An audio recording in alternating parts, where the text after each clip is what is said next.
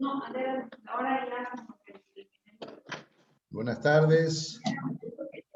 La segunda que yo soy. ¿Cómo están? Buenas tardes. Buenas tardes. Ángel, buenas tardes. ¿Cómo estás?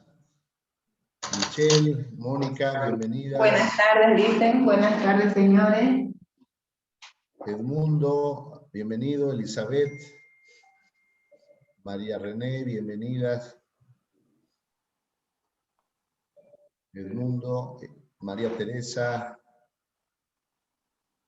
Mario, bienvenidos.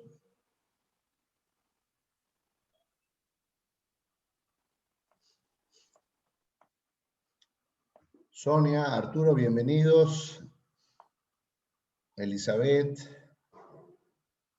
estimada Suri, bienvenida. Buenas tardes. Gusto de verte por esta vía, de saludarte.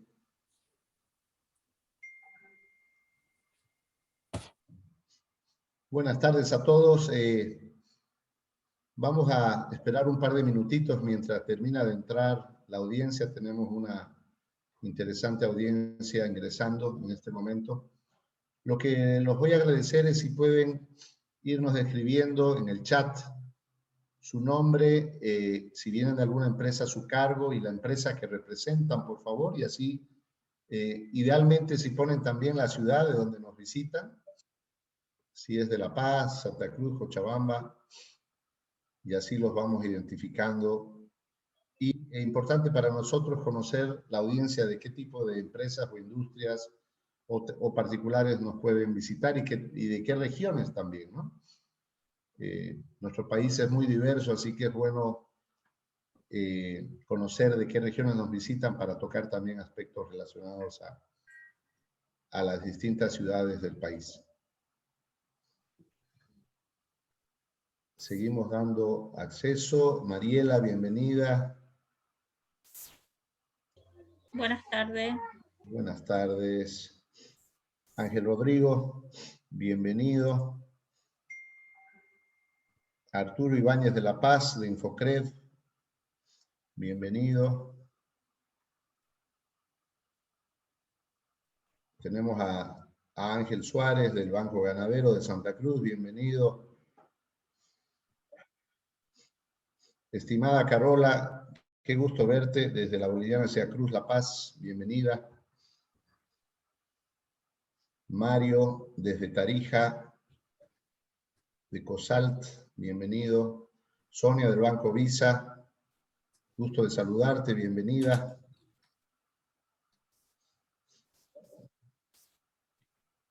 Seguimos dando acceso a la gente. Querido Javier, bienvenido, gusto de saludarte desde La Paz. Yandira, Yesenia, bienvenidas.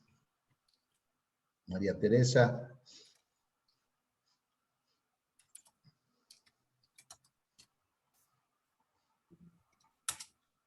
Vamos dando acceso, vamos a esperar un minutito más mientras terminan de ingresar y arrancamos inmediatamente para tocar este interesante y la verdad muy necesario tema que importante que lo podamos revisar, continuando un poco la línea del webinar anterior, donde tuvimos ya la primera oportunidad de tocar temas de lo que es el tema COVID, el manejo empresarial, las herramientas que tenemos para poder contener de alguna manera esto y qué está pasando con las vacunas, ¿no? Entonces, eso es importante para nosotros. Mariela Alvarado, de Inversiones IKM, bienvenida. José Manuel, desde La Paz de Crecer, bienvenidos. Bienvenidos todos. José Alfredo, ¿qué te parece si arrancamos? Vamos arrancando para poder ir entrando ya a la temática específica que nos atañe el día de hoy. Claro que sí. Primero que nada, saludar a todas las personas que están atendiendo este webinar.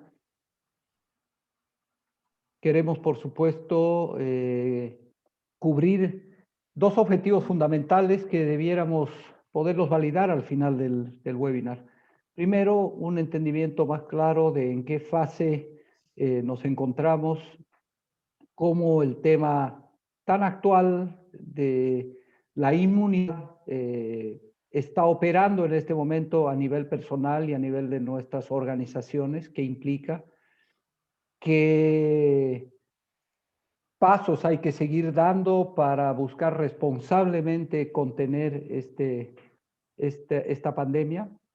Y el segundo aspecto que creo que es muy importante también que podamos hasta el final de este webinar tener claro, es decir, cuáles son los métodos y cuáles son los protocolos recomendados para la administración en este tiempo de el clima de bioseguridad empresarial. Creo que estas dos cosas son dos aspectos fundamentales que vamos a buscar cubrir en este webinar. Un poco como metodología, lo que va a ocurrir es que vamos a tener un par de presentaciones de dos expertas en el tema, en la materia. Durante el desarrollo del webinar, los invitamos a poder realizar las preguntas que ustedes requieran hacer a través del chat. Nosotros vamos a sistematizarlas y al final de las presentaciones vamos a tener un tiempo para absolver cualquier duda y poder también seguramente procesar de manera conjunta toda la información que va a ser transmitida. Dicho esto, Nelson y estimados asistentes, estamos ya disponiéndonos para poder comenzar con este interesante webinar. Te paso la posta, Nelson. Excelente, gracias José Alfredo, gracias. Aprovecho de presentarlo a José Alfredo León.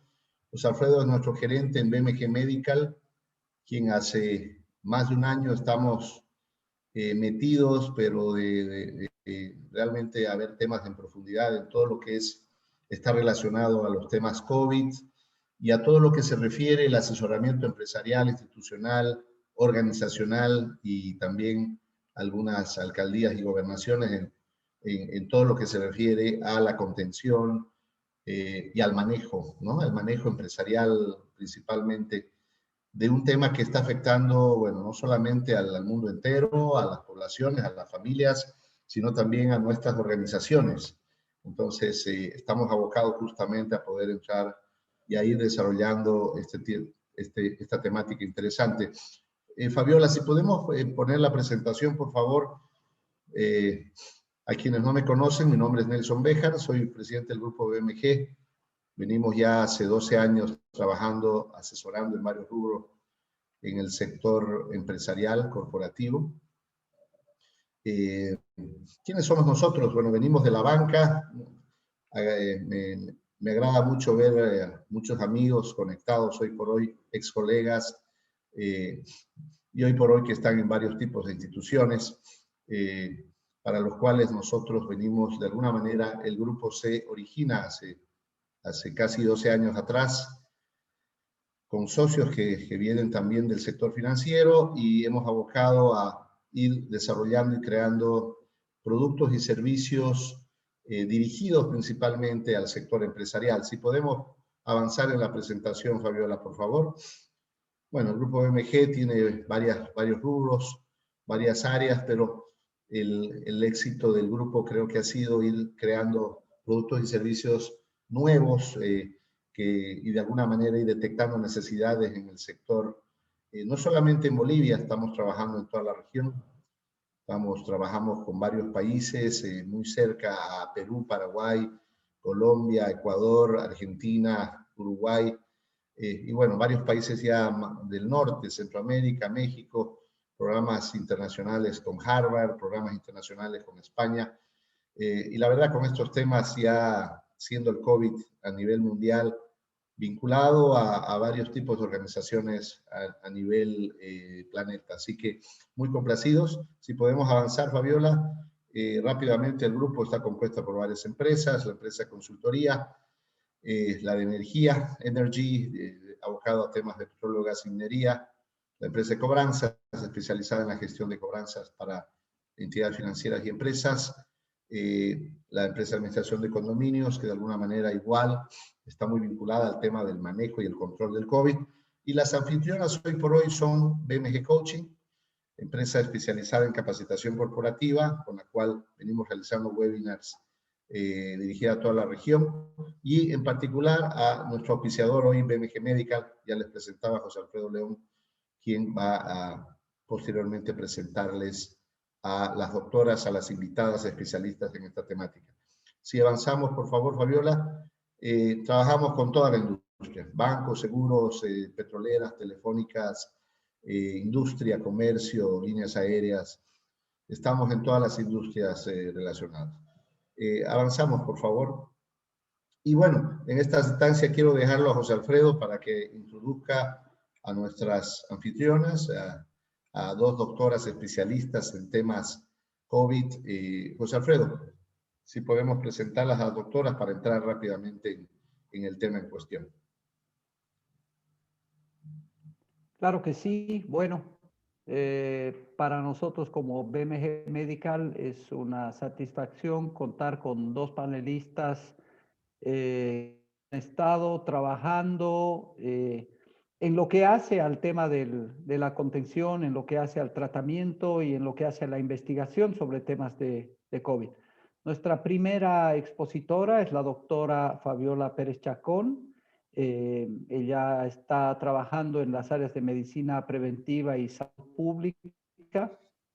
Ella nos ha preparado una introducción general sobre el tema del COVID en general y también sobre el tema de las vacunas. Entonces, realmente creo que esta es una primera parte que para todos va a servir para despejar muchas dudas que tienen en este momento sobre el proceso mismo en el cual nos encontramos dentro de la pandemia y dentro de esta etapa donde la vacunación está comenzando a avanzar. Entonces, sin más que decir, voy a cederle la palabra a la doctora Fabiola para que pueda comenzar con su exposición. Buenas tardes, muchas gracias. Bueno, en primer lugar, agradecer a BMG por la invitación. Realmente felicitar por el espacio que están propiciando. Es de suma importancia en este momento que podamos tener un escenario donde podamos despejar las dudas, pero de una manera técnica, con un respaldo científico, hablando con gente que está preparada en el área, ya que actualmente tenemos una cantidad importante de información, pero evidentemente no toda la información que nos llega es veraz, ¿no? Entonces ahí se crean las dudas, los conflictos y sobre todo la desinformación que conlleva un pánico en la población.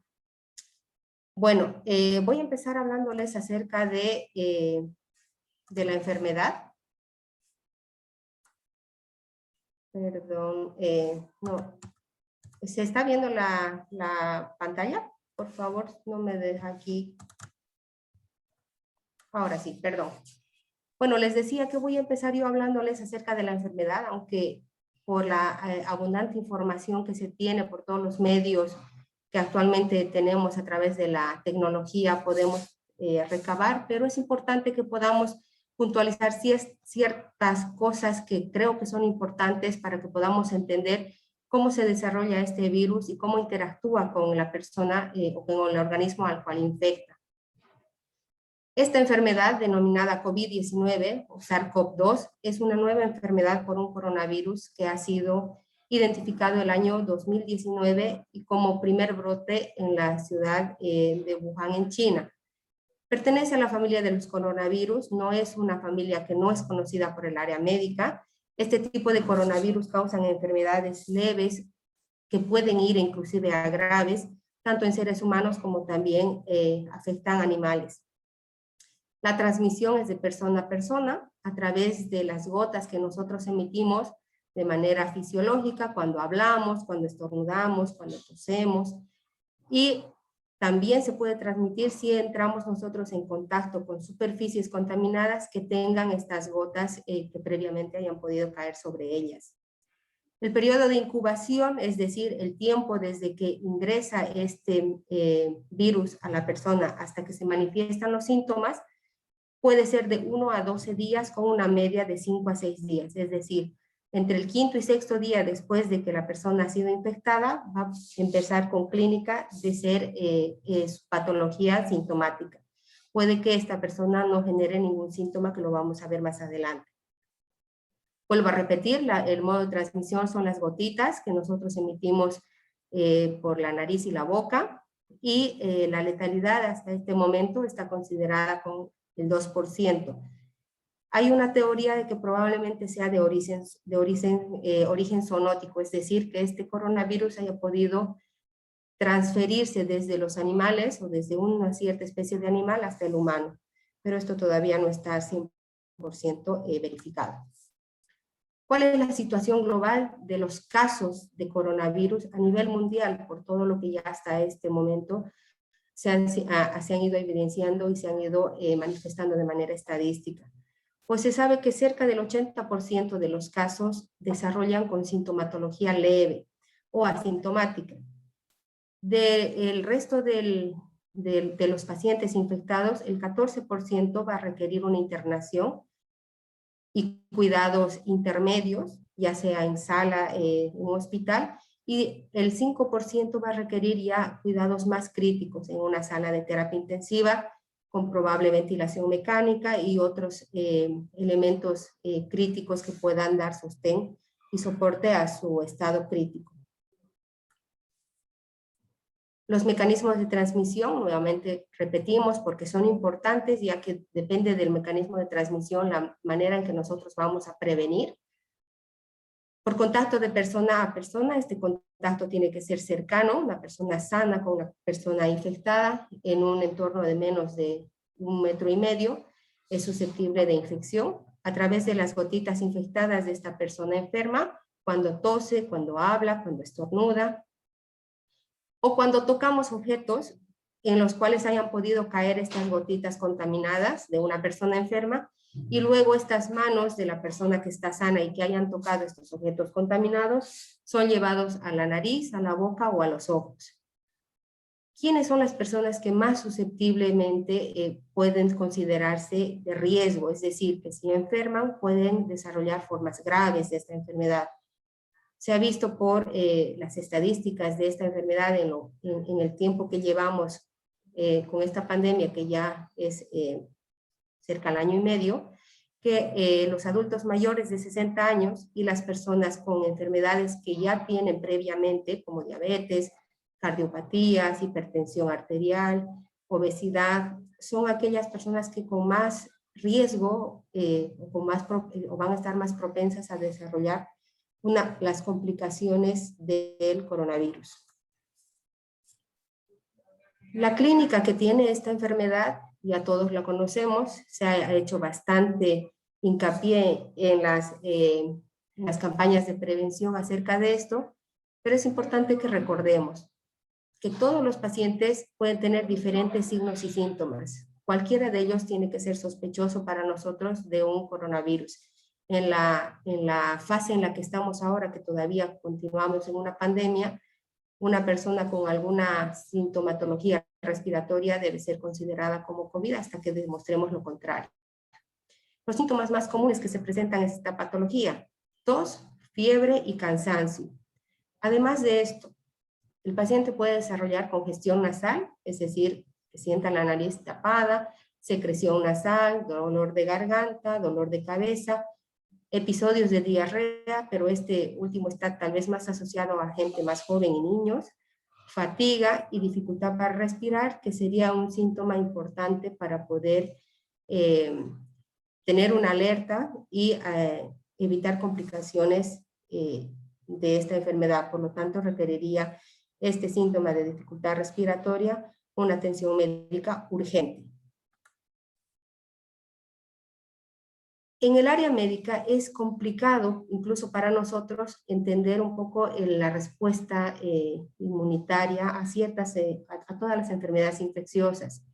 Pero es importante que yo les traiga 2 o 3 diapositivas, las cuales voy a darlas en este momento, para que ustedes puedan entender cómo se desarrolla la enfermedad en las personas y cómo nosotros en la parte, o sea, los médicos vamos a diagnosticar la enfermedad. En este momento tenemos una cantidad importante de facilidades a la hora de que podamos llegar a un diagnóstico, con la accesibilidad a las pruebas diagnósticas, inclusive sin una indicación médica.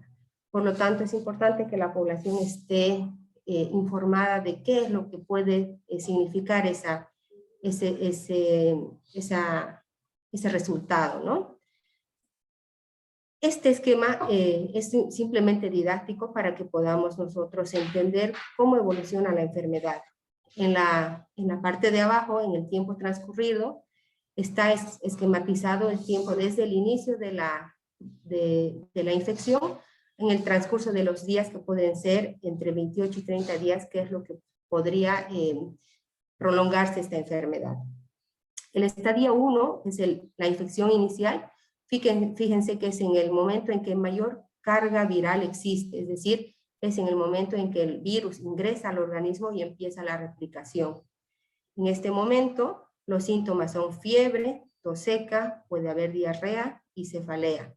Y los signos clínicos, digamos, para que el médico pueda hacer una evaluación del estado de salud de esta persona, tienen que ver mucho con la respuesta inflamatoria de la persona. En la fase que dice estadio 2 o fase pulmonar, estamos más o menos entre el día 7 y 14 de la infección, donde fíjense que se van invirtiendo los valores de la respuesta viral y van aumentando los valores de la respuesta inflamatoria.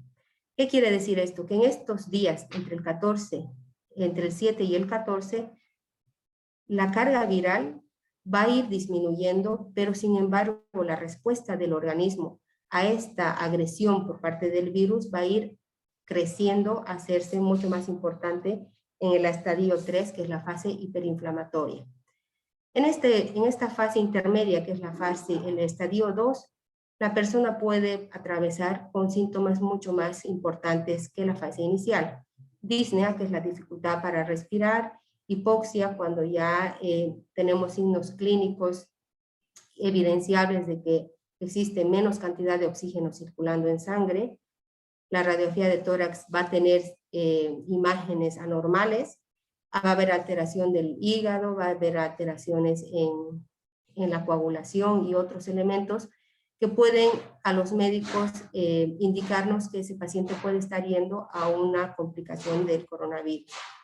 Finalmente, en la fase hiperinflamatoria, fíjense que la respuesta inflamatoria es muy importante y en realidad las complicaciones del coronavirus tienen relación con este tipo de respuesta inflamatoria. Es decir, no es el virus propiamente el que causa el daño tisular, el daño en las células y en los órganos, sino el daño que se produce y la complicación en el organismo es por la respuesta extremadamente importante del organismo en su afán de deshacerse de este organismo que está afectando al cuerpo.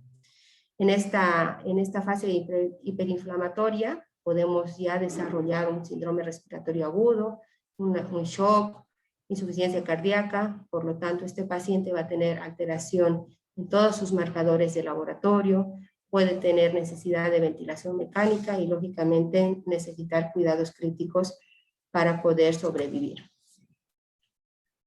En esta otra imagen intento mostrarles cuál es la evolución de acuerdo a los síntomas y a la forma de presentación que va a tener cada paciente dependiendo de cuál es la respuesta que tenga su organismo.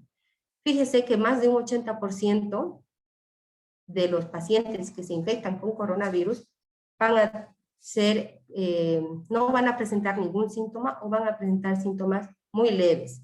Puede ser un simple dolor de cabeza, como un resfriado, otros solamente pierden el olfato, el gusto, y luego de esto pasan a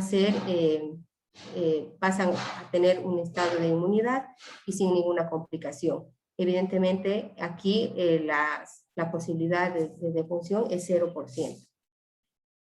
Otro porcentaje puede desarrollar síntomas severos y de este porcentaje, que es el 15% del 100 que se han enfermado, el 10% va a necesitar hospitalización, teniendo un 15% de posibilidad de morir de estas personas. Pero el 5% del total de los enfermos va a necesitar cuidados intensivos en terapia en estas unidades especializadas, necesitando ventilación mecánica y otro tipo de elementos que puedan ayudar a la sobrevida del paciente. Los pacientes que llegan a necesitar este tipo de cuidados críticos tienen una letalidad o es probable la mortalidad en estos pacientes de hasta el 50%. Entonces, fíjense, de acuerdo al tipo de respuesta que el paciente vaya a tener, está esta respuesta relacionada con la posibilidad y el porcentaje mayor de defunción por esta patología. Ya conocemos a grandes rasgos cómo se contagia esta enfermedad, cuál es la evolución que puede haber. Lamentablemente no existe una directriz definida para saber si una persona que se infecta va a desarrollar síntomas o complicaciones severas o simplemente va a pasar como un resfrío, pero se sabe que hay algunos datos clínicos que pueden aumentar la posibilidad, como les decía, de las complicaciones. Ya para entrar en el tema del diagnóstico, es importante que ustedes sepan a grandes rasgos, de igual manera, que existen dos tipos de pruebas para el diagnóstico, en general en todas las enfermedades infecciosas, no solamente hablamos de coronavirus. Unas pruebas van a buscar la presencia del virus, en este caso, del coronavirus. Esas pruebas se llaman pruebas directas. Es una prueba que va a buscar la presencia de ese microorganismo que puede estar afectando a la persona. En el caso de coronavirus, estamos hablando de las pruebas moleculares de PCR y del antígeno nasal. Entonces, el resultado positivo de estas dos pruebas nos está diciendo que en la persona a la que hemos tomado la prueba hay presencia del virus en el momento en que se le ha tomado la prueba. Por otra parte, también podemos hacer el diagnóstico de una enfermedad con pruebas serológicas, es decir, buscando la respuesta que ese organismo haya podido tener a la invasión de un agente infeccioso, un agente patógeno. Entonces, la diferencia entre las pruebas directas es que las directas van a buscar al microorganismo específicamente. En cambio, en la prueba serológica lo que busca es la respuesta inmunológica de ese organismo frente al patógeno que haya ingresado. Estas pruebas serológicas se obtienen una muestra de sangre y detectan dos tipos de anticuerpos. Una que es la IgM y otra que es la IgG. Eso les voy a comentar un poquito más adelante porque igual puede haber cierta confusión en la interpretación de estos resultados. Siempre les voy a hacer la recomendación de que la interpretación de estos resultados sean por un profesional de salud. Bueno, esta diapositiva es algo compleja de entender, pero voy a tratar de simplificarla lo más posible. Esto es para que entiendan qué tipo de pruebas se debería hacer dependiendo del tiempo en el que la persona ya haya sido infectada, es decir, de cuánto tiempo ya ha transcurrido desde la infección. No todas las pruebas, y eso lo va a hablar en más detalle la doctora Sara, no todas las pruebas que hacemos pueden utilizarse en cualquier tiempo. Hay que saber el estado del paciente, los días de evolución, para poder definir el tipo de prueba que vayamos a solicitar. En este esquema, en la línea inferior, está la línea del tiempo. El número 0 indica el día de la infección, es decir, el día 0, y en el transcurso de los siguientes días, esquematizado hasta el día 35 de evolución. Fíjese que con una línea en color azul está la curva en la cual la carga viral, es decir, el virus estaría presente en la persona. Por lo tanto, fíjense que la mayor cantidad de virus detectables van hasta el día 7. ¿Okay? Sube un poco más, pero ya la carga viral, la curva no es tan pronunciada y a partir del día 14 empieza a descender esta curva, es decir, ya la carga viral empieza a disminuir. Por lo tanto, lo ideal es hacer un diagnóstico con PCR o hisopado de antígeno en los primeros días. Es en estos días en los que nos va a dar un resultado positivo. Si hay inicio de síntomas, no se necesita esperar ningún día para poder hacer esta prueba. Pero si la persona es un contacto, es decir, es un familiar de una persona que se ha detectado coronavirus, lo recomendable es esperar unos 5 días para poder tomar la prueba. Por lo que les estoy mostrando, porque la curva a partir del día 5 está visiblemente en ascenso. En línea verde está la IgM. Esta IgM es el anticuerpo que el organismo está produciendo en respuesta como defensa a la presencia del coronavirus. Fíjense que hay una IgM que está en verde y la IgG que está en rojo. La IgM es aquel anticuerpo que se produce en la fase aguda de la enfermedad. Es una respuesta temprana del organismo y de los anticuerpos. Esta IgM se va a detectar, como les comento, entre el día 7 y el día 14 con mayor posibilidad de que la detectemos. A partir del día 14 la curva empieza a descender y esto significa que la enfermedad en su fase aguda está concluyendo. La línea roja empieza en el día 14, que es la IgG, son los anticuerpos de igual manera que el cuerpo está produciendo en defensa, pero son aquellos anticuerpos que se inician su producción cuando la fase de la enfermedad está ya, la fase aguda está terminando y está iniciando el periodo de convalecencia, es decir, ya la recuperación del paciente. Esta IgG es importante porque es la que permanece de memoria en nuestro organismo. Existen ciertas enfermedades que dan una memoria definitiva o permanente, por lo tanto, esta IgG la podemos detectar a lo largo de toda nuestra vida. Lamentablemente en coronavirus esto no es así. Sí que se puede hacer la cuantificación de la IgG en valores diferenciados, lógicamente, pero esto no significa que vamos a tener una protección después de que hayamos pasado la enfermedad. No son unos anticuerpos definitivos para toda la vida. Lo ideal hubiese sido que reaccione nuestro organismo de esta manera, pero lamentablemente no es así. Otra consideración que voy a hacer en este momento es que esta IgG también puede ser utilizada para medir los anticuerpos que desarrollan las vacunas. Más adelante vamos a hablar de vacunas. Pero es más o menos el mismo concepto que tenemos aquí. Aquí la IgG apareció después de que el organismo luchó contra el microorganismo y lo que generó son anticuerpos de recuerdo, de memoria, los cuales va a utilizar el organismo si nuevamente vuelve a ingresar el microorganismo que ha producido estas defensas y el mecanismo de defensa vuelve a activarse. Entonces, cuando existe una vacuna que ingresa en nuestro organismo, lo que el cuerpo genera son las IgGs que luego tienen que protegernos. La interpretación de los resultados de la enfermedad, como les decía hace un momento, la recomendación siempre es que la haga un personal médico, ya que juegan muchos factores a la hora de interpretar. El simple resultado de un laboratorio muchas veces no significa o no es suficiente para que nosotros determinamos el estado clínico del paciente. Fíjense que si sale si tenemos una prueba de PCR negativa, que es la prueba directa, o una prueba indirecta como IgG, IgM, recuerden que IgM es de la fase aguda y IgG de la fase convaleciente. Si ambas son negativas, entonces estamos ante un paciente que o no se ha enfermado o no se ha inmunizado. Por lo tanto, es un paciente de riesgo de contagio de coronavirus.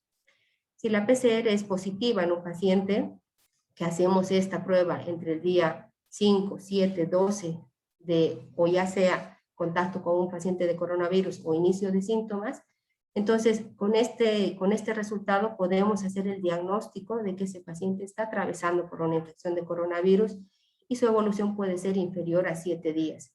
Si además de la PCR está presente la IgM, entonces podemos definir que en ese paciente está en la fase aguda, está todavía con presencia del virus porque la PCR es positiva, pero ya se inició la respuesta inmune con la presencia de inmunoglobulina M, que es el marcador de la fase aguda como respuesta del paciente a esa infección.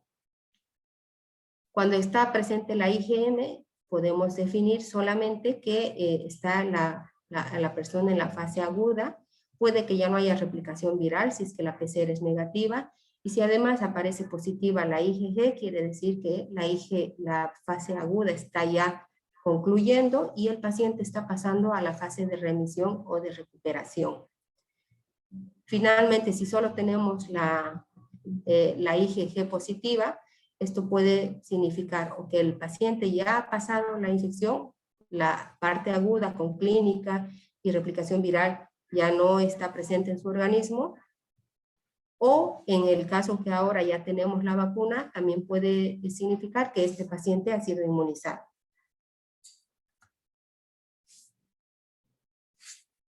Todo esto es importante para que nosotros tengamos una idea un poco más clara de lo que significan las vacunas, los estudios de diagnóstico y cómo yo voy a diagnosticar o cómo voy a hacer un seguimiento de mi enfermedad o de la enfermedad de mi amigo, mi familiar. Pero ¿qué es lo más importante que hay que recomendar a la población en general? Y es a donde realmente yo quiero llegar a todos ustedes. Es a la prevención, porque la parte de adelante déjennos a los profesionales en salud, que nosotros interpretemos, que nosotros definamos qué estudios se les va a solicitar en el momento de la evolución de la enfermedad. Pero esta área, este tema de prevención, tiene que ser realizado en todas las áreas, en todas las personas, tanto en su trabajo, en su vida diaria, en su familia, ¿no? Entonces creo que esta parte es una de las más importantes de toda la charla. En primer lugar, la higiene de manos. Hemos dicho que el mecanismo de contagio es a través del contacto. ¿Y qué es lo que nos acerca o qué es lo que nos pone en contacto a una persona con otra? Precisamente son las manos, ¿no? Antes saludábamos, abrazábamos, besábamos. Entonces ahora todas esas prácticas lamentablemente no las podemos mantener. La higiene de manos en todo momento es crucial para evitar que nuestras manos se contaminen y a través de nuestras manos podamos nosotros contaminarnos ojo, nariz y boca, o contaminar otras superficies para que las personas que vengan después toquen y vuelvan la contaminación a ser un círculo vicioso sin poder cortar. El uso de la mascarilla, fundamental. Se ha visto que la única manera de contagio es a través de la boca, de la nariz y de los ojos. Entonces, mientras nosotros tengamos la mascarilla puesta de una manera adecuada, que la mascarilla no esté cubriendo la nariz y la boca, no esté debajo de las fosas nasales, no la bajemos de manera como si fuese una bufanda hacia el nivel del cuello. Cuando nos quitemos, no la dejemos en cualquier lado para que ésta se contamine y luego nos volvamos a poner a la cara. Mientras mantengamos un cuidado extremo de la mascarilla, la posibilidad de que ustedes se enfermen de coronavirus realmente va a disminuir mucho, porque el uso de la mascarilla sí previene el contagio de coronavirus. También es importante evitar las aglomeraciones. Hemos visto que más de un 80% de pacientes que sí están enfermos con coronavirus o no desarrollan síntomas, pasan como una persona sana, o desarrollan síntomas tan leves que no les impide hacer su vida diaria, de ir al supermercado, de estar en la calle, de ir al trabajo, de estar en reuniones sociales. Entonces, estamos enfrentándonos a un porcentaje muy alto de personas que probablemente estén con la enfermedad y ni nosotros ni esa persona lo sepan. Entonces, evitar las aglomeraciones también es una manera de prevención importante. La distancia, lo mismo. ¿Por qué la distancia? Porque estas gotitas que les he comentado, que son el vehículo de transporte o de infección del coronavirus, tienen un peso. Las gotitas de flujo que nosotros emitimos al toser, al hablar, tienen un peso porque son gotitas que al hablar, al toser, caen a cierta distancia precisamente por el peso. Más o menos esa distancia está entre 1 metro y 1,5 metros de la persona que habla hacia su alrededor, o sea, alrededor. Por lo tanto, si mantenemos esta distancia, estamos evitando que esas gotitas que esta persona infectada pueda diseminar me caigan directamente, ya sea a la ropa o a las manos. Cuando estamos en un ambiente cerrado es importante tratar de que haya ventilación, dejar las ventanas abiertas, se recomienda con bastante énfasis para que haya un recambio de aire.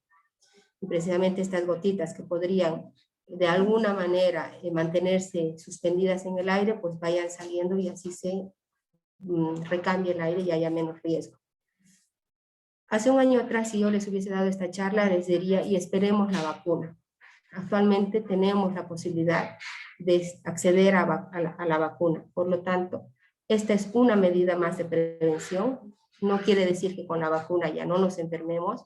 Es una más, como está en este cuadro, añadida a las demás, que va a evitar que nosotros podamos desarrollar formas graves de la infección. Algunas recomendaciones en el lugar de trabajo. Por la presentación que han tenido al inicio, veo que son un público en el cual trabaja en oficinas o en lugares cerrados probablemente, con atención directa al público.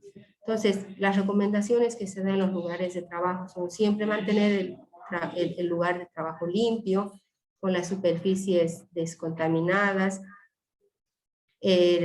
promover la higiene respiratoria, es decir, estornudar siempre en un pañuelo desechable y desecharlo inmediatamente. También se puede estornudar en la flexura del codo, pero no se saluden luego de codo, por favor, eviten el contacto en todo momento.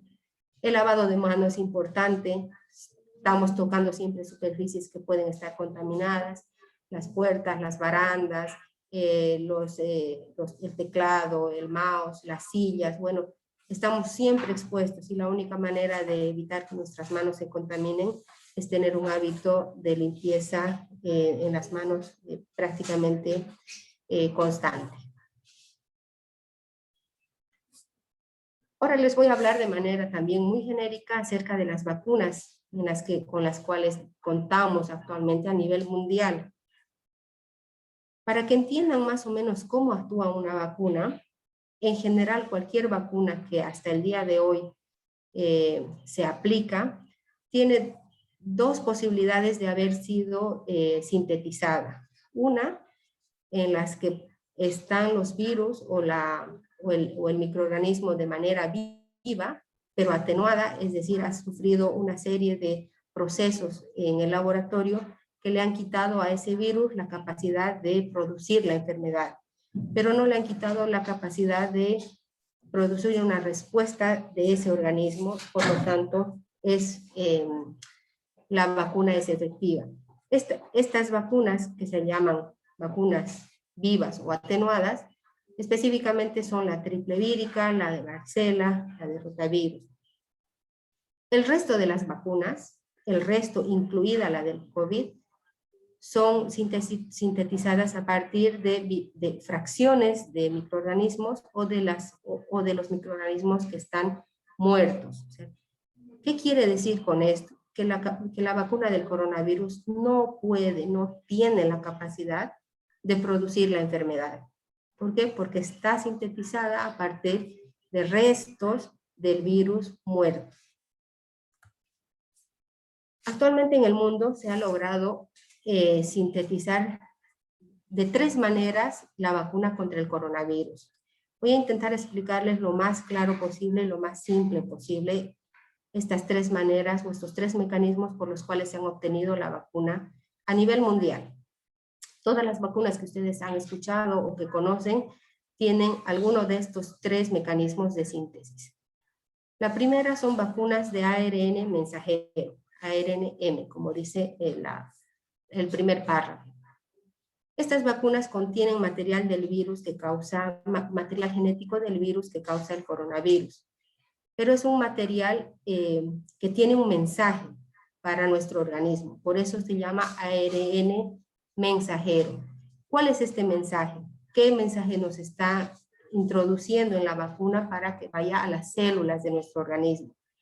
Le están diciendo a las células de nuestro organismo que creen, que sinteticen una proteína que no hace daño, que es inocua, y que es exclusiva para el virus del coronavirus. Es decir, le están dando el mensaje a nuestras células de crear una proteína que va a ir a hacer que nuestro organismo reaccione ante el coronavirus, ante este virus específicamente, sin que haya ingresado el coronavirus propiamente dicho.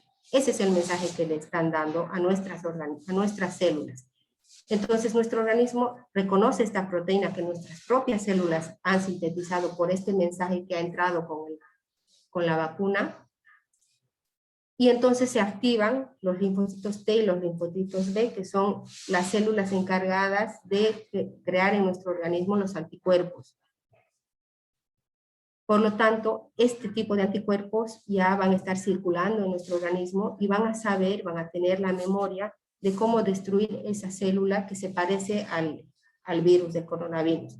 Por lo tanto, cuando vuelva a ingresar el coronavirus en nuestro organismo, como nuestro organismo ya está preparado con estas células, va a poder defenderse de una manera mucho más efectiva.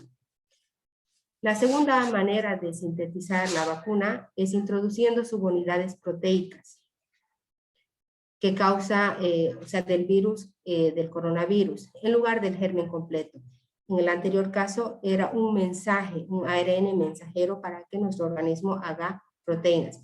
En este caso no. En el segundo caso introducen directamente proteínas, pequeñas partes del coronavirus, que va a producir la misma respuesta inmunológica en nuestro organismo. Nuestro organismo va a reconocer que esta proteína es ajena a nuestro cuerpo, va a empezar a crear anticuerpos de defensa, y cuando realmente ingrese el coronavirus en nuestro organismo, estos anticuerpos que ya van a estar en nuestro organismo van a responder de una manera más efectiva. Finalmente, las vacunas de vectores. ¿Cómo es este tercer mecanismo de producción de vacunas? Son virus modificados que no son del coronavirus, pero que dentro de este virus va una envoltura del coronavirus. Por eso se llama vector viral. Es como si estaríamos mandando un paquete y dentro de este paquete está una parte del coronavirus. Pero el virus que se ingresa no es coronavirus. Por eso se llama vector viral. Y en este caso la respuesta es exactamente igual que en las dos anteriores. Una vez que este vector viral está en nuestras células, el material genético le da instrucciones a nuestras células de que produzcan la proteína del virus coronavirus. Por lo tanto, nuestro organismo empieza a crear respuesta inmune hacia el coronavirus y está preparado para una infección real en el futuro cuando ingrese el coronavirus de manera natural. Espero haber podido darles un pantallazo de estas tres vacunas, de estas tres maneras de sintetizar. No es mi intención que ustedes comprendan les quede en la mente y en la memoria cuál es la forma de sintetizar cada vacuna, pero sí me gustaría que como resultado de esta charla ustedes tengan el conocimiento de que cualquiera de estas vacunas, cualquiera de la forma en que haya sido sintetizada esta vacuna, la respuesta siempre es la misma, es decir, producción de anticuerpos en el organismo que recibe la vacuna, y estos anticuerpos son los que van a responder a una infección verdadera del coronavirus. Por lo tanto, esa lucha entre el coronavirus y nuestro organismo, cuando sea real, va a ser de una manera más efectiva. ¿A qué me refiero más efectiva? Si bien la persona se va a enfermar, lo que se pretende es que no desarrolle una forma complicada de la enfermedad. Es decir, que todas estas complicaciones que yo les he comentado que se producen en el 15% de la población que enferma, se reduzca aún más y sean la mayoría de las infecciones de manera poco sintomática o sin síntomas. Aquí tengo un link que voy a intentar compartirles el lugar hacia donde va. Es un link donde nos muestra un listado de todas las vacunas que en este momento están disponibles a nivel mundial. Denme 2 segundos, por favor.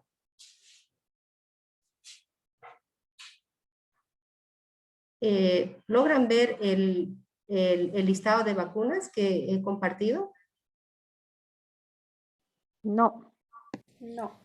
Aún no, Fabiola, está todavía El anterior, ya. Voy Está- a cerrar la anterior. me imagino, cargando el link. Ya, un ratito.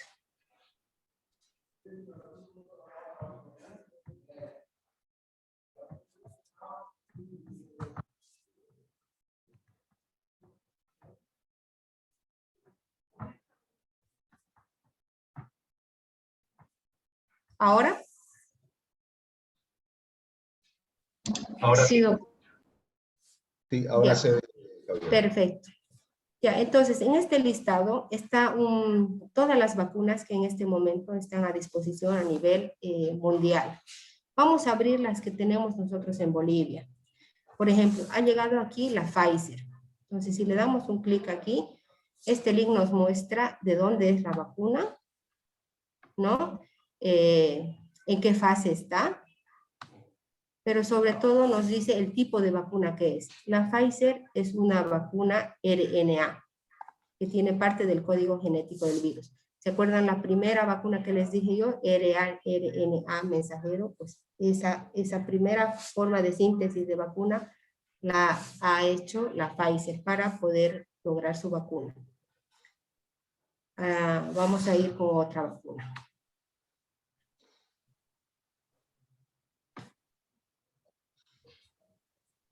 La Sinopharm, que es la china, que llaman aquí, que igual ha llegado. Y que muchos de ustedes probablemente ya estén vacunados.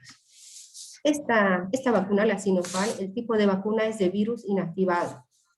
Es la tercera manera de síntesis que les he comentado en la diapositiva anterior. Entonces, cada una de estas vacunas, y así si vamos viendo, la Sputnik podemos ver. Arriba. Aquí está la Sputnik. Esta es la rusa.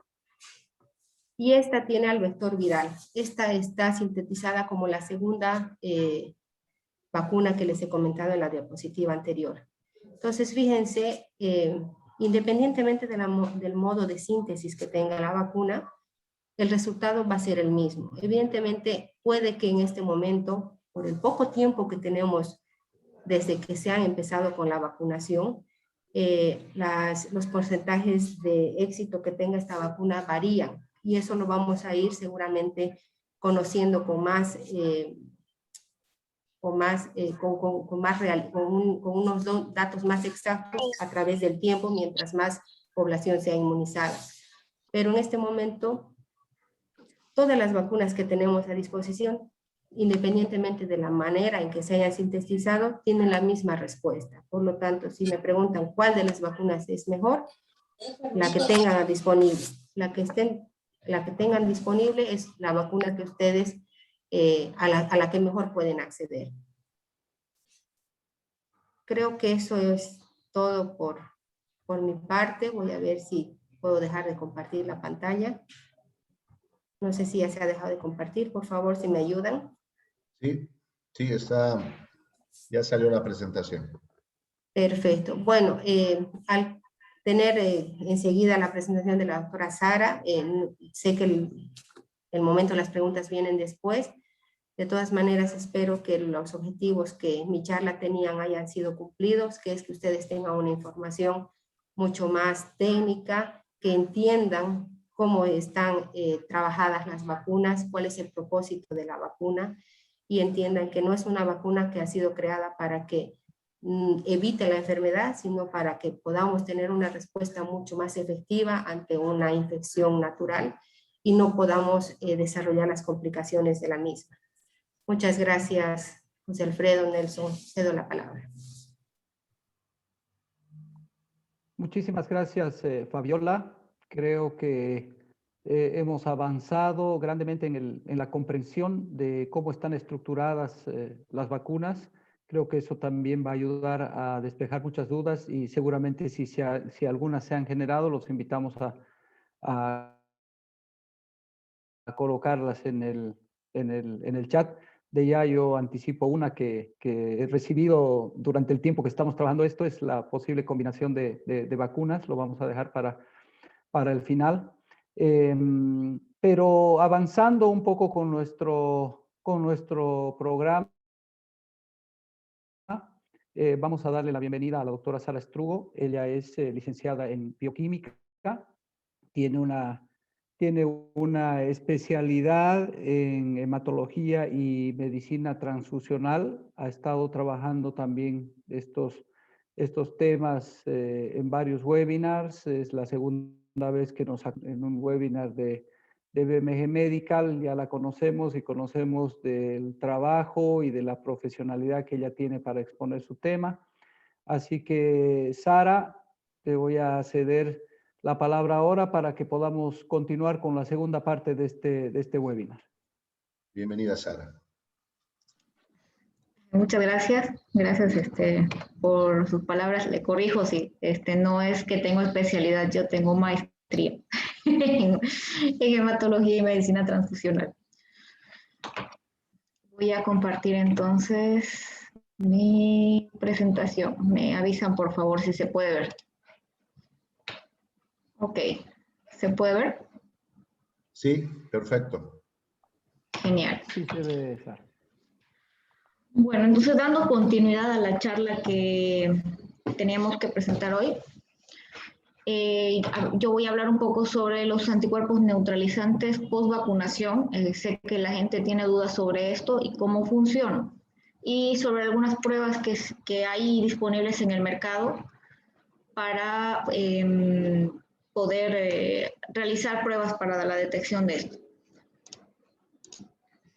Bueno, entonces, para que entiendan un poco, los anticuerpos neutralizantes son las defensas de nuestro sistema inmune y se pueden generar ya sea después de una infección o también luego de una vacunación. En el caso del COVID, por ejemplo, si una persona ha sufrido una infección anterior contra el virus SARS-CoV-2, puede generar anticuerpos neutralizantes. Y también las personas que hemos recibido la vacuna podemos generar estos anticuerpos, ¿no? Se dice que juegan un papel importante en la respuesta inmunitaria, pero todavía no es muy conocido cuánto tiempo duran estos anticuerpos. En el caso del COVID, estos anticuerpos neutralizantes nos van a ayudar a eliminar el efecto del microorganismo invasor. En muchos casos van a ayudar a que la infección contra el virus del SARS-CoV-2, o sea, si una persona adquiere el virus SARS-CoV-2, sea mucho menor.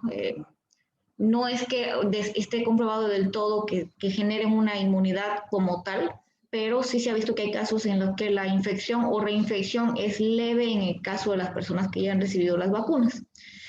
Y dicen que los anticuerpos neutralizantes llevan una actividad, más o menos empiezan a su pico máximo entre la cuarta y la sexta semana de haber sido la persona inmunizada, ya sea al haber adquirido la infección o al haber recibido una vacuna. El doctor Tim Stenzel, que es el director de la Oficina de Diagnóstico In Vitro de la FDA, dijo que la capacidad de detectar anticuerpos neutralizantes nos puede ayudar a obtener información adicional sobre la existencia de anticuerpos que puede significar para los pacientes. Es información valiosa mientras estamos, ¿no?, en la lucha contra el COVID-19. Tenemos muchas incógnitas aún sobre estos anticuerpos que nos pueden decir más o menos lo que significa la inmunidad, pero la autorización de hoy nos brinda una herramienta para evaluar estos anticuerpos mientras continuamos investigando y estudiando este virus, ¿no? Porque eso quiere decir que, como todos saben, es una infección nueva, es un virus nuevo, entonces el tema del tiempo de la inmunidad y demás es todavía desconocido. Es muy poco el tiempo que la gente está teniendo para ya sea desarrollar las vacunas, porque las vacunas se han desarrollado solamente por emergencia. Entonces se sigue estudiando sobre el tema de la inmunidad, del virus en sí, ¿no? Entonces, también él recomienda que los pacientes no deben interpretar los resultados de la prueba como si les dijeran que son inmunes o si tienen algún nivel de inmunidad al virus, ¿no? Porque todavía no se ha esclarecido muy bien el papel que están, el papel o el rol que desempeñan los anticuerpos neutralizantes. No está claro, hablando de los neutralizantes post vacunación, qué porcentaje de la población adquiere anticuerpos neutralizantes luego de recibir las vacunas.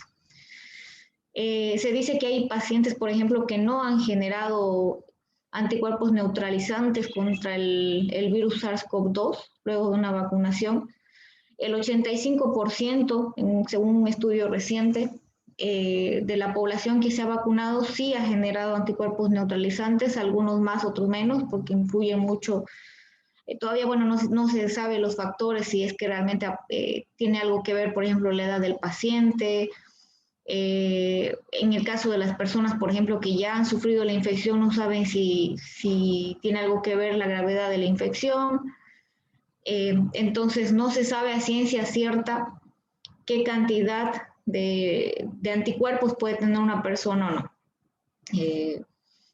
Pero sí se recomienda la vacunación para generar de alguna forma que el organismo ayude a combatir la infección por el virus SARS-CoV-2, ¿no?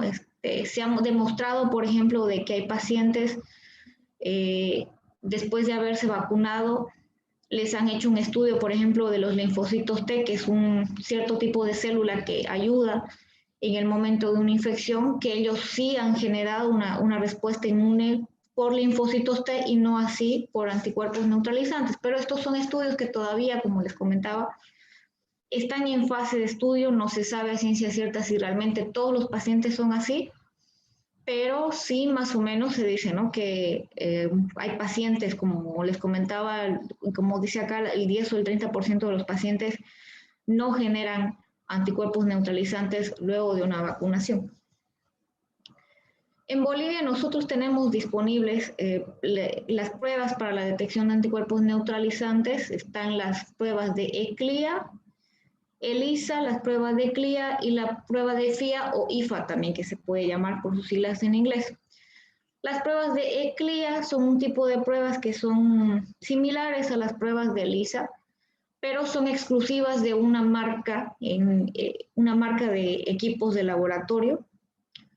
Es similar a las pruebas de CLIA, que tenemos líneas más abajo, y nos detectan también nivel semi-cuantitativo de anticuerpos neutralizantes. Los anticuerpos neutralizantes, valga la redundancia, son anticuerpos de tipo IgG. Entonces, todas estas pruebas que tenemos acá en el listado nos van a hacer el diagnóstico o la detección semi-cuantitativa de los anticuerpos de tipo IgG contra cierto antígeno de los virus del SARS-CoV-2 o para ayudar a detectar si es que la persona ha generado o qué nivel de inmunidad ha generado, ¿no? Entonces las pruebas para anticuerpos, ya sea ELISA, ECLIA, CLIA o IFA o FIA, cualquiera de los dos nombres, miden tres tipos de partes, así llamémosle para que me entiendan, que están sobre la membrana y dentro del virus. Unos detectan anticuerpos de tipo IgG, anti-S o anti-spike. Otros detectan anticuerpos también de tipo IgG, todos son de tipo IgG, anti-RDB o receptor binding domain. Es el dominio de recepción de donde se unen, por así decirlo, el anticuerpo con el virus, y también para la nucleoproteína o anti-N, ¿no? Eso les voy a mostrar más adelante en una imagen para que me entiendan más o menos de qué. En Bolivia el que se está utilizando, una de las marcas que se está trayendo es justamente de la imagen, que es de la marca Diapro, y solamente nosotros medimos los anticuerpos de IgG anti-RBD. Por ahora no están llegando, se están tratando de traer los anticuerpos anti-S y anti-N, ¿no? Entonces, En Bolivia, por ejemplo, el tema de traer los reactivos es un poco complicado por el tema de los registros sanitarios, pero ya varios laboratorios somos los que nos estamos moviendo para adquirir, para poder dar un diagnóstico más completo a los pacientes. Entonces, para que me entiendan un poco, no sé si se ve mi cursor, cuando nosotros hacemos la detección de, el antígeno, por ejemplo, los antígenos son todo lo que está recubriendo aquí la capa del virus. Esta es una imagen supuesta del virus. Entonces nosotros podemos medir, ya sea por la prueba de antígeno, la prueba rápida de antígeno, podemos medir la proteína S o el spike, que sería una espícula que se llama, que es la que se va a unir al anticuerpo, como está aquí en la imagen. Cuando nosotros hacemos la prueba de detección de anticuerpos, ya sea por ELISA, CLIA, IFA o inclusive las pruebas rápidas, nosotros hacemos la medición de este anticuerpo que ha sido formado ante por así ponerlo, la inmunidad contra el virus. Y bueno, las otras proteínas también detectan, como les decía, es la proteína N o de la nucleocápside del virus. Tenemos también la proteína M, no hay todavía reactivo contra esta proteína, ¿no? Y cuando nosotros nos hacemos una prueba de RT-PCR, lo que nosotros detectamos en esta prueba es el ARN mensajero o el material genético del virus, ¿no? Porque este virus es un virus de tipo RNA. Entonces, hablando más o menos sobre las pruebas rápidas, porque yo he tenido, por ejemplo, consultas sobre las pruebas rápidas, muchas empresas quieren comprarlas para la detección, si es que hay, ya la mayoría de sus trabajadores, por ejemplo, ya han generado inmunidad luego de vacunarse. Las pruebas rápidas se pueden utilizar como pruebas para detección. ¿De dónde me llama? Anticuerpos neutralizantes, no. Las pruebas no son para detectar anticuerpos neutralizantes en sí. Solamente me van a decir si la persona ha generado o no anticuerpos de tipo IgG. Y para esto se debe realizar una prueba semicuantitativa. Tenemos que recordar que estas pruebas solamente me van a decir si ha generado anticuerpos de tipo IgG. No me van a decir si es que la persona ha generado anticuerpos de tipo IgG realmente por la vacuna o porque tal vez al momento de vacunarse la persona ha estado infectada con el virus SARS-CoV-2 y no se ha dado cuenta. Hay personas asintomáticas, por ejemplo, entonces ellas no saben, por ejemplo, si es que han adquirido o no la infección y se han ido a vacunar, entonces no saben, ¿no? Si realmente han adquirido esta inmunidad justamente por la vacuna o por la infección que tenían, ¿no? Entonces no me sirve para detectar anticuerpos neutralizantes en sí. Yo puedo hacer pruebas rápidas dentro de la institución para saber si mis trabajadores están inmunizados, sí.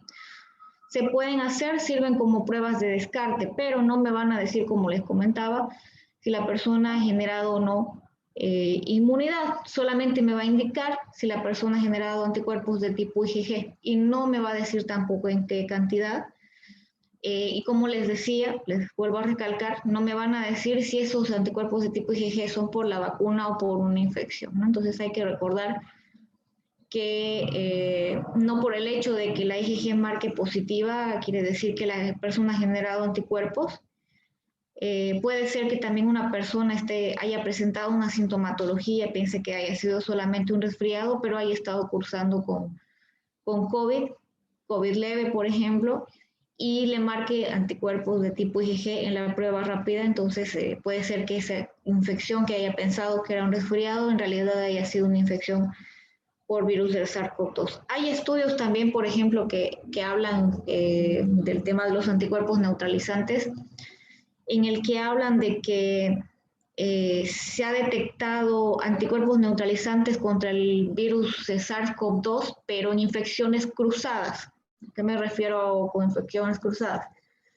Que tal vez han hecho la medición de anticuerpos neutralizantes con reactivo, por ejemplo, para ECLIA, para anticuerpos, no sé, de tipo S, para el virus SARS-CoV-2, pero en realidad la persona tenía otros anticuerpos contra otro virus. Yo, por ejemplo, he visto casos de personas que han dado reacción cruzada para la prueba rápida con el virus del dengue. Entonces, esas personas daban positivo en la prueba rápida para SARS-CoV-2, pero se hacían también la prueba para dengue y luego se hacían un ELISA para dengue y daban positivo, ¿no? Que en realidad esas personas tenían la infección por dengue, que también es un virus, entonces ahí había una reacción cruzada. Entonces, para terminar, hay que recordar que las vacunas, como les comentaba, pueden o no generar anticuerpos y no hay estudios certeros aún.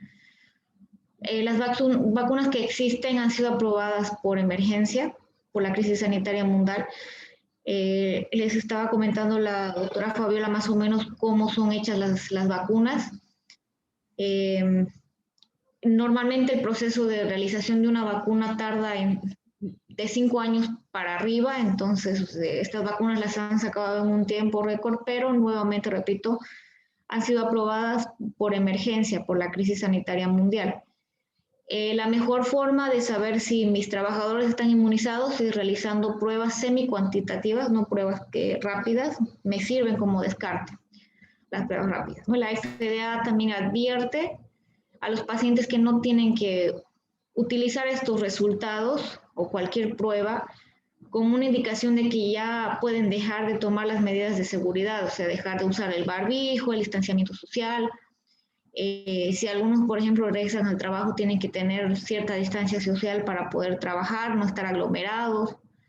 Entonces tenemos que cuidarnos. A pesar de que ya estemos inmunizados con la vacuna, tenemos que seguir cuidándonos. Y la FDA también recuerda a los pacientes que las pruebas serológicas no hay que usarse para diagnosticar una infección activa, ¿no? Es solamente detectan anticuerpos. No detectan al virus en sí. Entonces, para la detección del virus, la mejor prueba siempre va a ser la prueba de PCR, ¿no? Entonces, como conclusiones podemos decir que no estamos en una fase en la cual se ha superado el riesgo y todas las personas y las empresas tienen que seguir los mismos protocolos de bioseguridad que desde cuando empezaron el tema de la pandemia. La contención también de las nuevas variantes al ingreso a nuestro país va a depender de las medidas que se tomen para prevenir y el aislamiento oportuno, ¿no? Entonces, ya sea de forma sistémica o sostenida, somos nosotros quienes podemos evitar el ingreso de estas nuevas variantes. El grado de inmunidad va a depender de cada organismo, no todos los organismos son iguales, entonces hay que medir siempre la cantidad de anticuerpos neutralizantes y no puedo yo compararme con otra persona, no sé si la persona realmente, por ejemplo, tiene muy buenas defensas o yo tengo mejor que otras, ¿no? Entonces depende mucho, ¿no? de cada organismo. Los métodos para administrar el grado de inmunidad que se ha alcanzado dentro de una empresa sirven para poder establecer un clima de bioseguridad. Es una base para la toma de decisiones sobre el ajuste de protocolos de trabajo dentro de la misma. O sea, tenemos que ir revisando constantemente todos nuestros protocolos de bioseguridad para ver qué es lo que tenemos que mejorar para evitar el contagio dentro de nuestras empresas, ¿no?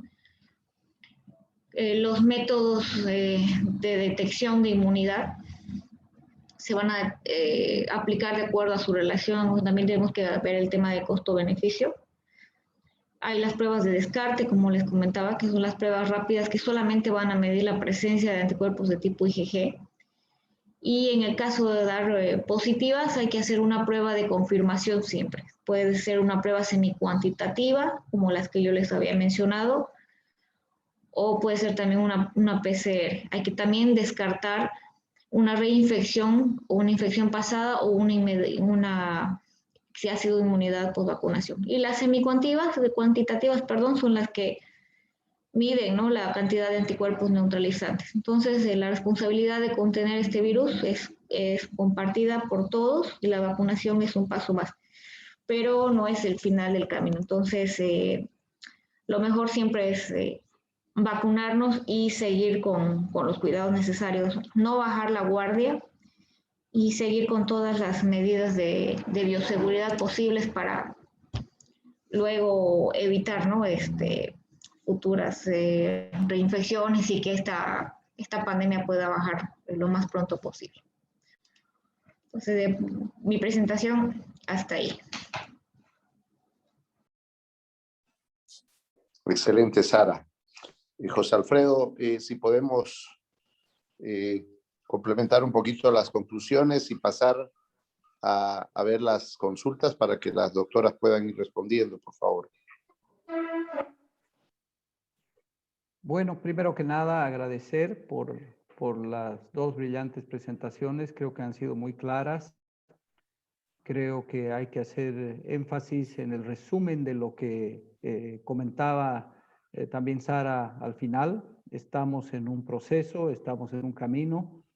No podemos dar por sentado la inmunidad dentro de nuestras organizaciones, ni siquiera a nivel personal. Creo que eso nos queda absolutamente claro, que todos tenemos que ser responsables, primero, en establecer el nivel de inmunidad que hemos alcanzado y segundo, en que las medidas de bioseguridad no pueden ser relajadas en este tiempo porque la vacunación está avanzando por las características de lo que nos han expuesto.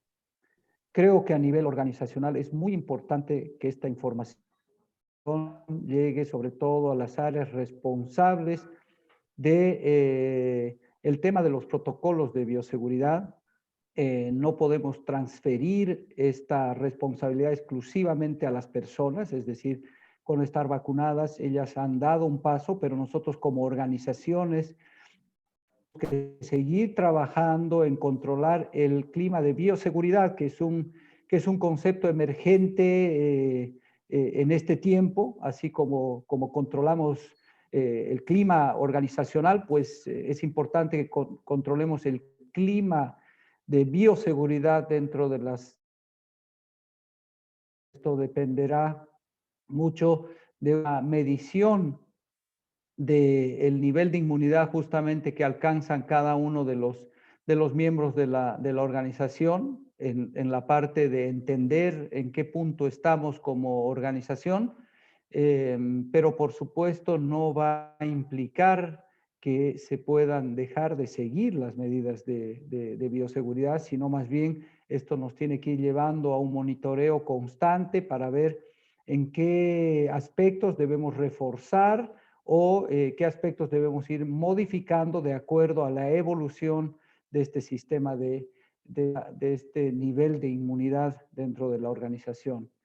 También creo que es importante que se haya establecido el cómo hacer esto. Creo que está muy claramente dicho que hay pruebas que simplemente nos van a servir como descarte, pero que son pruebas iniciales. El tema de las pruebas rápidas que nos permiten establecer cuerpo IgG en la mayor parte de nuestro personal, pero que no es suficiente como un indicador absoluto, sino que todos aquellos, todo esto debe someterse a una prueba complementaria con pruebas semi-cuantitativas para tener una mayor información y poder nosotros empezar a construir lo que las organizaciones están trabajando en este tiempo, que son los cuadros del avance en términos de bioseguridad, de la inmunidad dentro del personal.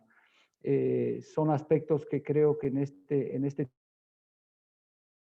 tiempo requieren del apoyo experto, por eso es que les agradecemos tanto a Fabiola como a Sara.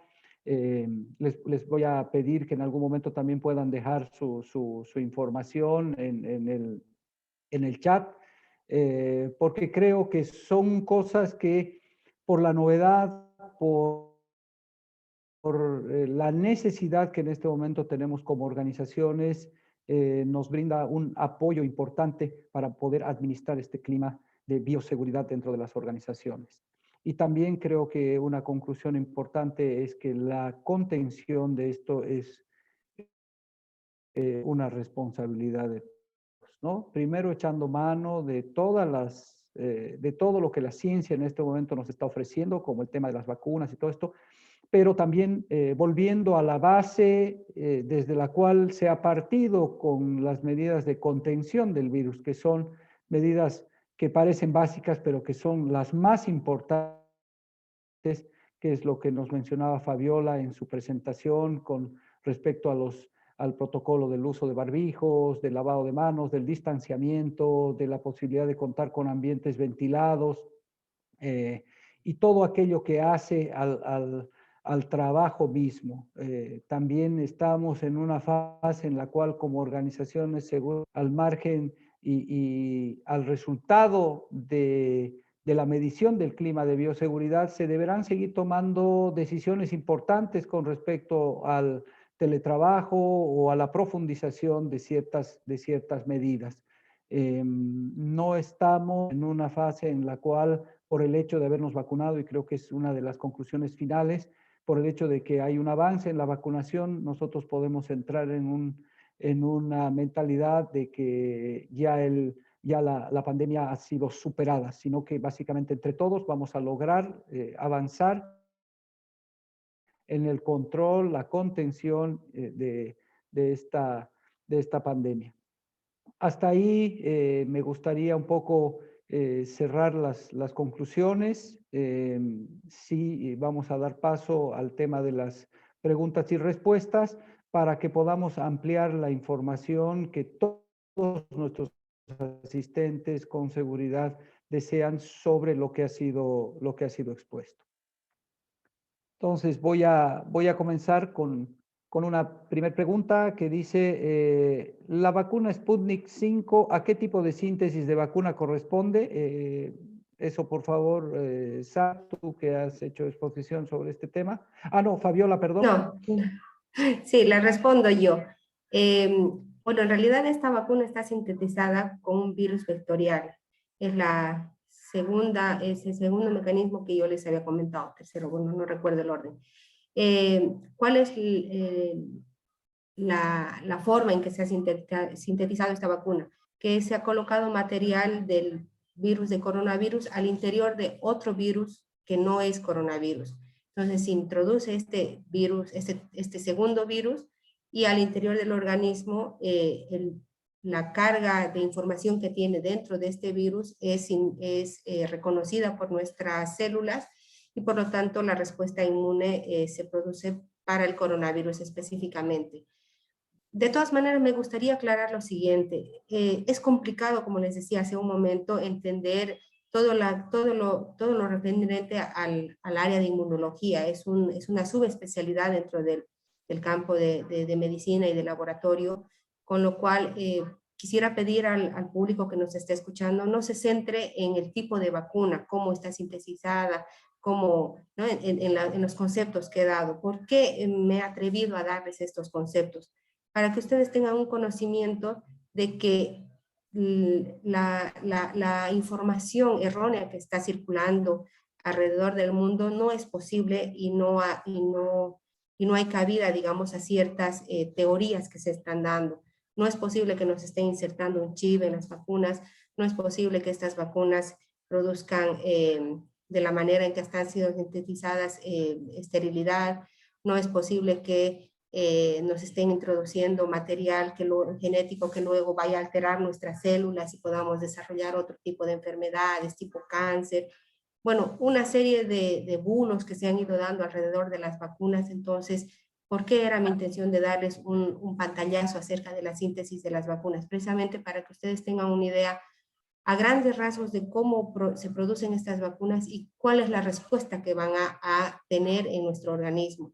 Entonces les vuelvo a repetir, lo importante no es que ustedes se preocupen de cómo ha sido sintetizada la vacuna, lo importante es que les quede claro a ustedes que la respuesta de cualquiera de estas vacunas va a ser la misma, es decir, sensibilizar a nuestro organismo para la producción de anticuerpos, y esos anticuerpos que van a estar presentes a lo largo del tiempo van a lograr en un futuro que esta persona, si se enferma con coronavirus, no desarrolle las complicaciones a las cuales estamos ahora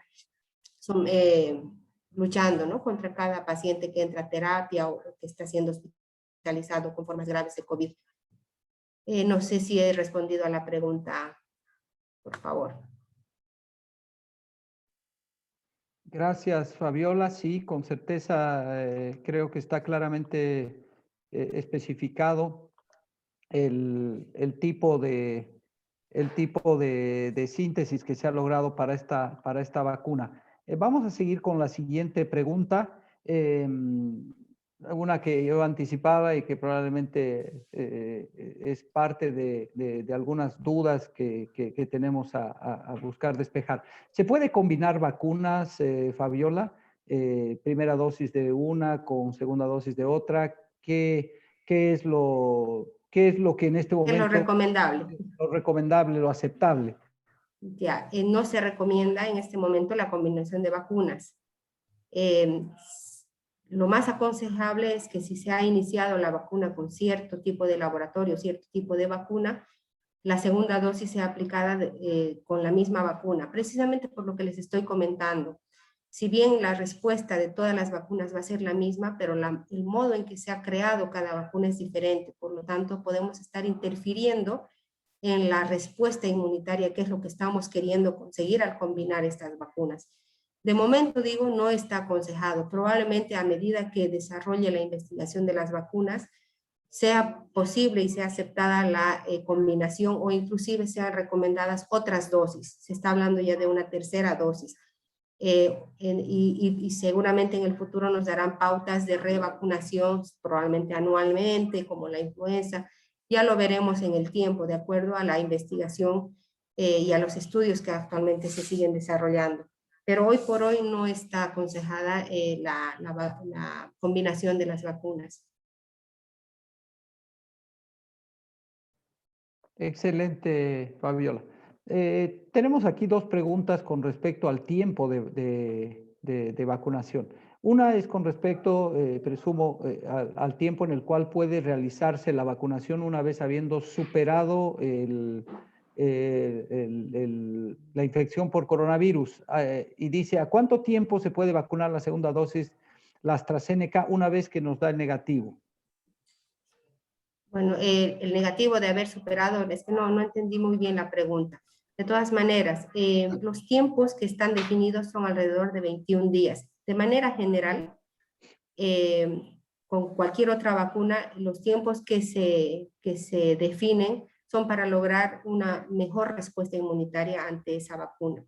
Se puede alargar los tiempos por alguna circunstancia específica, por una enfermedad, por falta de biológico, y probablemente no tenga consecuencia esta cantidad de tiempo que se haya añadido para la segunda dosis. Lo que no se recomienda ni en esta vacuna ni en ninguna otra es disminuir los tiempos de vacunación entre ellas. Es decir, al menos tendríamos que esperar los 21 días que están recomendados entre una dosis a otra.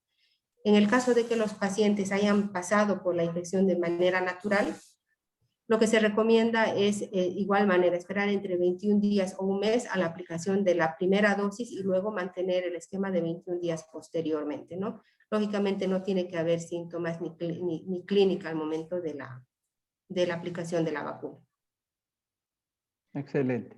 Yo quiero acotar a lo que dice la Adelante. doctora Fabiola, perdón. Yo no le veo el por qué habría que hacerse, por ejemplo, una prueba para ver si la persona es negativa o no, cuando se aplica a la persona la primera dosis. En realidad, para poder ver eso del negativo que dicen, tienen que aplicarse sí o sí, no sé, la primera dosis, después de seguir con el esquema de vacunación. Hay gente, por ejemplo, que he visto que se está haciendo las pruebas de detección, justamente estas de anticuerpos neutralizantes, una vez que se aplican la primera dosis. O sea, tienen que seguir el esquema completo de vacunación. Si se están aplicando las que son de doble dosis, tienen que seguir y recién se pueden hacer para ver si es que esa vacuna recién les está generando inmunidad. No hacerse pensar que la primera dosis ya les va a ayudar, les va a generar anticuerpos. O sea, tienen que terminar. Y recién, como les comentaba, entre las 4 y 6 semanas más o menos que una persona genera anticuerpos, entonces es en vano que se haga una prueba de detección antes de terminar su esquema de vacunación, ¿no? Eso es lo que yo quería comentar. Gracias, Sara y Fabiola, por las aclaraciones. Tengo una segunda pregunta. una persona que se ha vacunado con la Sinopharm el mes de marzo, y a los 30 o 40 días se hizo la prueba ELISA, pero salía que no tenía anticuerpos, a pesar de que también había pasado por COVID. Esto tal vez, Fabiola o Sara, creo que tú comentaste que hay un porcentaje de gente que no, efectivamente no presenta anticuerpo.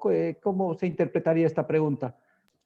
Sí, exactamente. Es lo que yo había comentado cuando estaba dando la charla.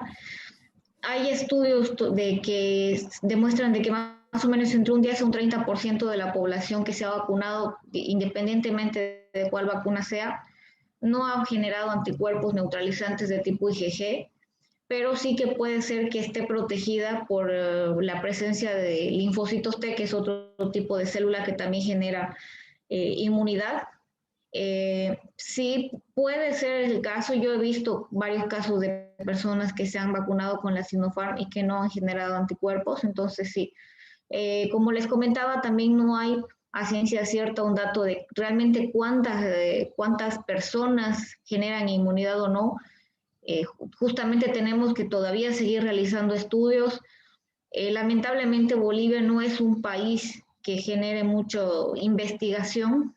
Me gustaría que hagamos más investigaciones sobre esto, pero sí, no, hay gente que no genera inmunidad, ¿no? Pero también hay que saber si es que esa persona, por ejemplo, se ha vacunado, no sé, la Sinopharm, si no me equivoco, es a los 21 días, creo, la segunda dosis, pero sí, puede ser de ese porcentaje, ¿no? Que no ha generado anticuerpos o anticuerpos neutralizantes en este caso. Perdón, José Alfredo, si me permite solamente aclarar lo siguiente.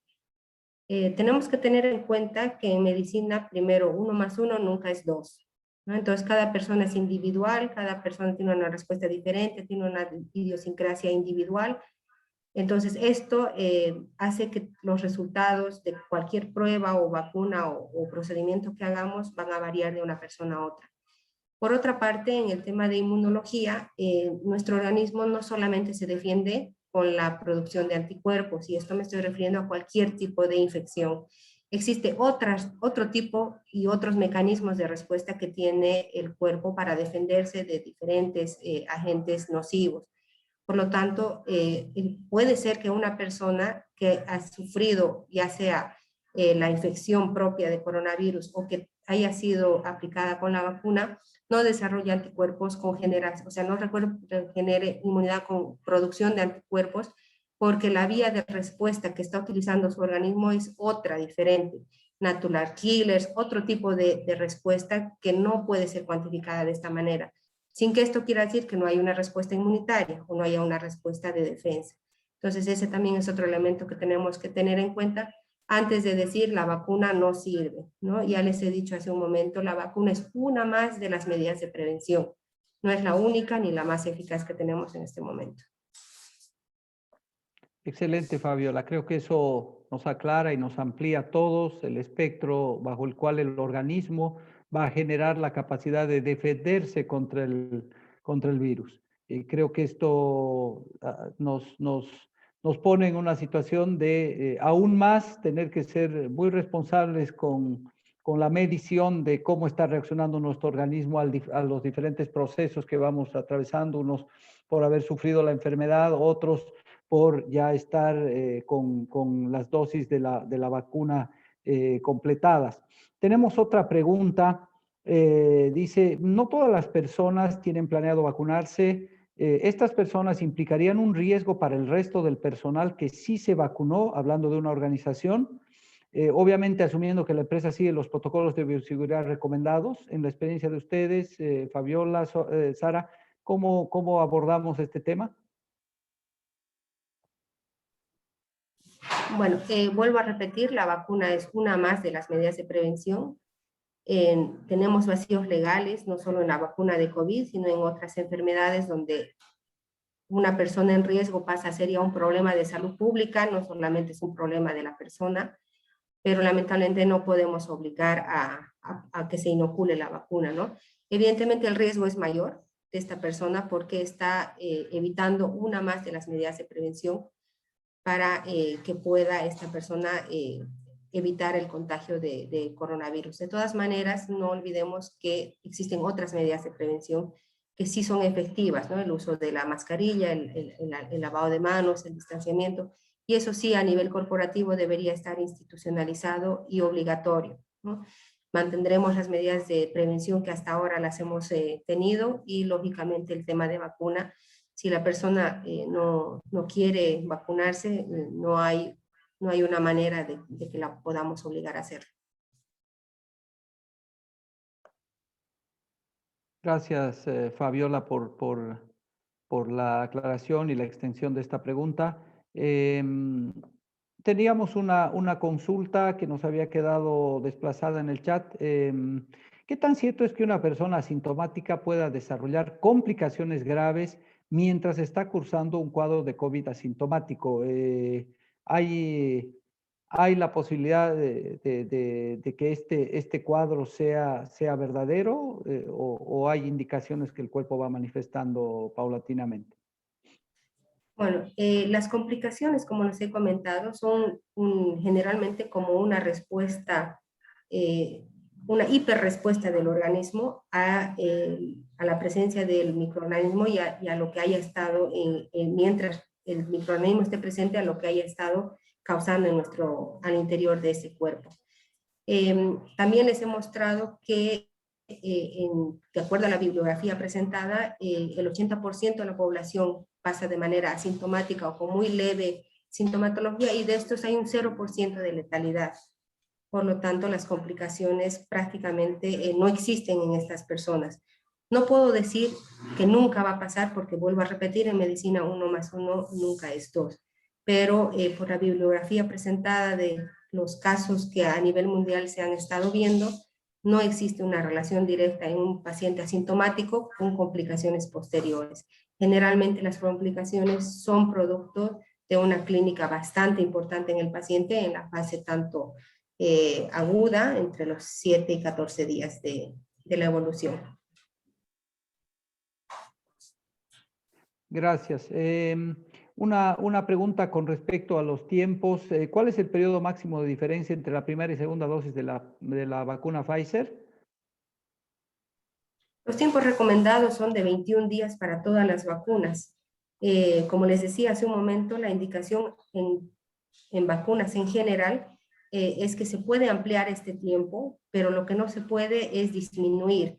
Entonces, volvemos a repetir, son vacunas nuevas que están todavía bajo un protocolo de estudio y no tenemos respuestas exactas.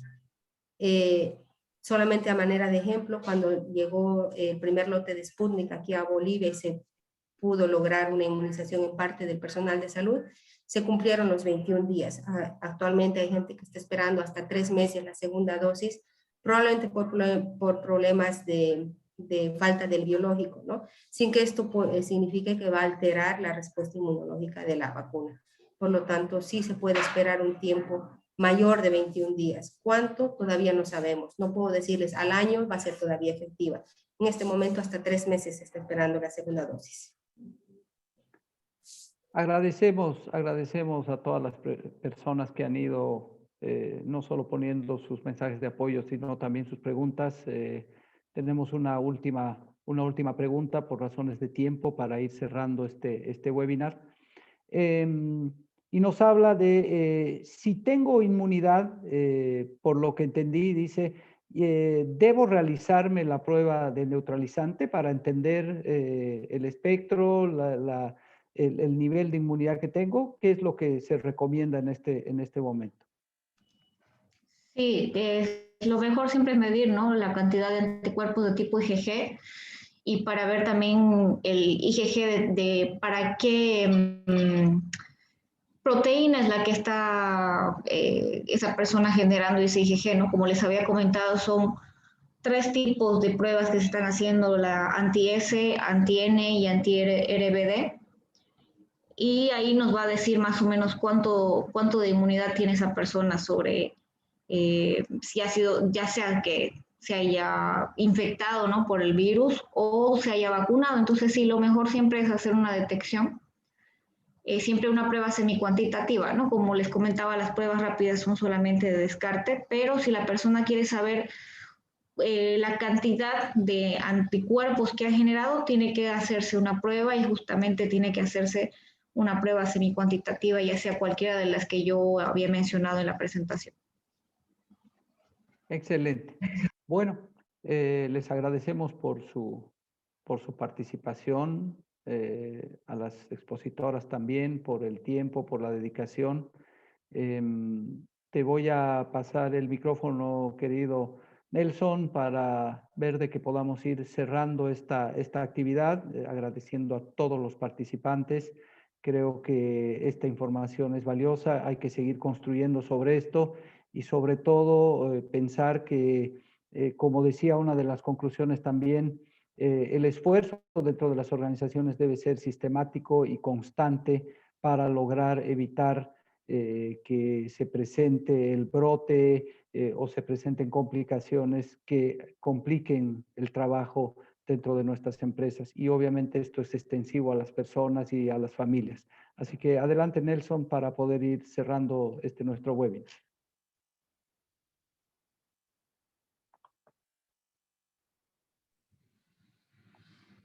En este momento Nelson no se encuentra, pero los invitamos por favor a que puedan revisar su chat para poder ayudarnos a contestar una encuestita sobre qué les pareció el webinar y también futuros temas que les gustaría, ¿no?, que estaremos impartiendo con ustedes.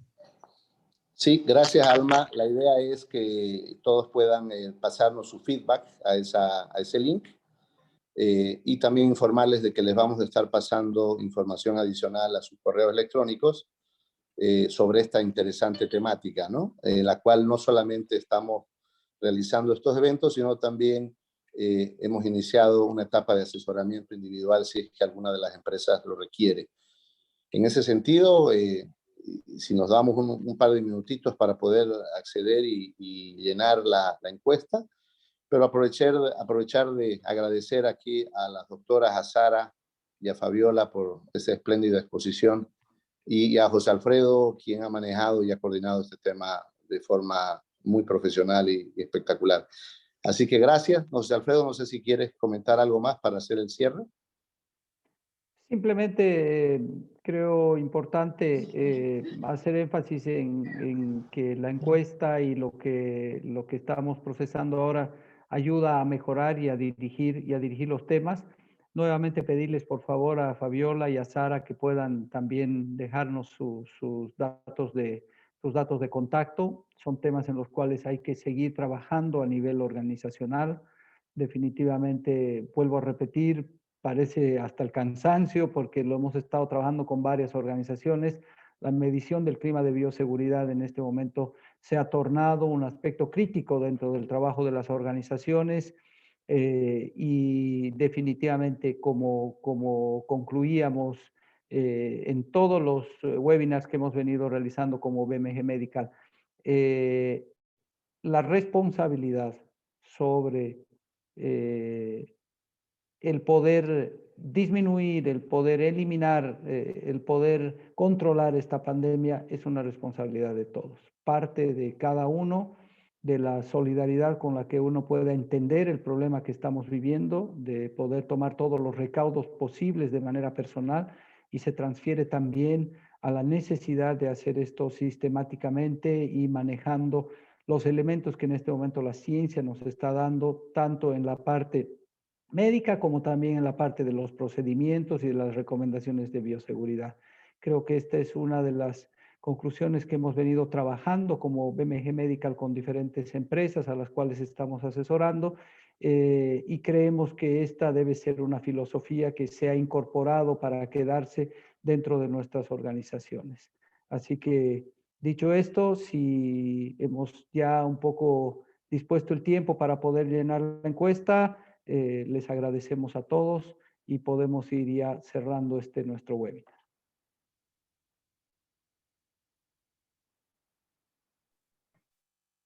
Están todos con la posibilidad, creo que, de abrir sus sus micrófonos para que podamos despedirnos. Al final siempre tenemos una foto del webinar. Les pediría por favor todos los que pueden activar sus cámaras, aunque sea por un momento, para que podamos sacar la foto grupal, que después también la vamos a estar remitiendo a todos los participantes. Así de paso nos conocemos un poco y podemos saludarlos.